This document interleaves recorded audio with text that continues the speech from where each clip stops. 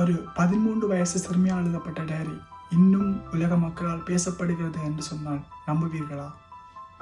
ஆமாங்க, இந்த சிறுமியின் பெயர் தான் அன்னி ஃப்ராங்க். இவர் 1929ஆம் ஆண்டு ஜூன் மாதம் 29ஆம் தேதி பிறந்திருக்கிறாங்க.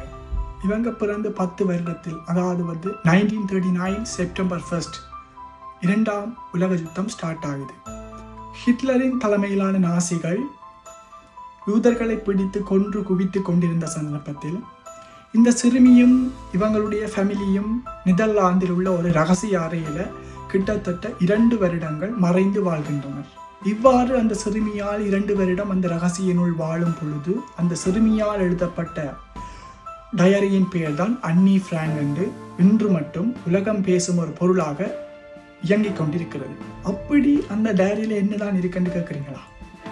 அந்த டயரியில் உள்ள ஒரு முக்கியமான வரி, அந்த வரியினை ஹிட்லரின் நாசி படைகள் கேட்டிருந்தால் கூட 2ஆம் உலக யுத்தத்தினை நிறுத்தியிருப்பார்களோ என்னமோ. அந்த வரி, எல்லா துன்பங்களுக்கு நடுவிலும் மனிதர்கள் நற்குணம் கொண்டவர்கள் என்று நம்புகிறேன். பார்த்தீர்களா அந்த சிறுமியினுடைய மனதின் ஆழமான வரிகள். வரியின் காரணமாகத்தான் அன்னி ஃப்ராங்க் டயரி இன்னமும் உலகம் பேசும் ஒரு பொருளாக மாறிக்கொண்டிருக்கிறது.